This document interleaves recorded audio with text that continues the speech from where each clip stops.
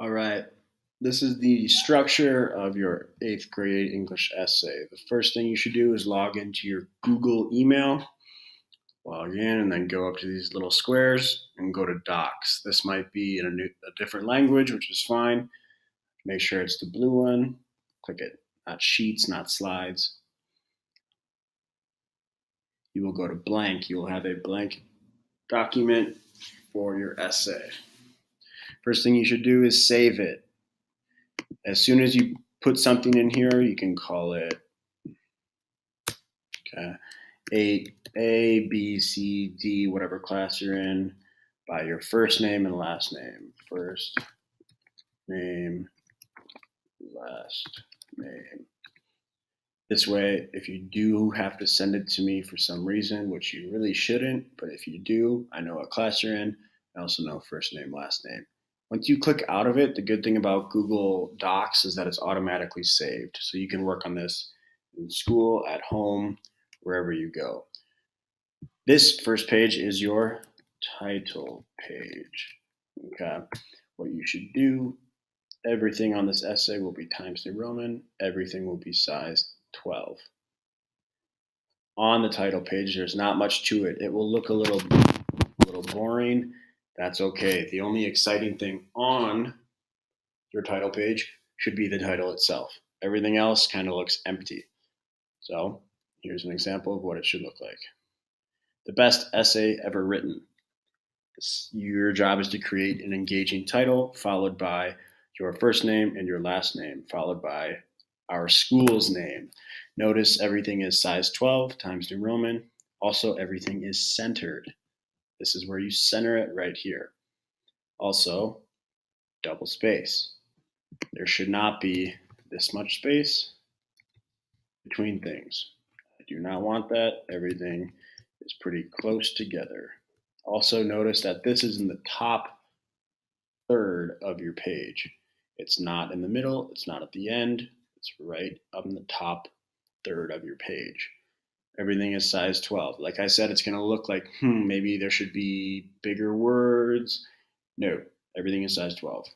Come on down here to your first page. One more time on your first page, I need your first name and your last name, followed by your teacher's name, Mr. Derby, your class, which is A, B, C, or D. In this case, go E, followed by the date that you began writing this. One last time, hit enter. This is where your title should go. Example, right here, the best essay ever written. It's not underlined, it's not bolded. Okay.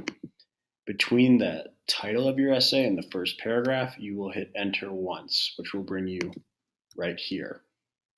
All of your paragraphs should be indented, not spaced a couple times, but indented.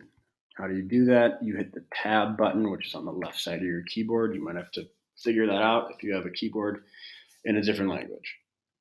Here is your introduction, followed by your thesis. Usually the thesis will not be underlined, but I want to be able to see exactly where your thesis is, so I expect you to underline it. Highlight it right here and underline it.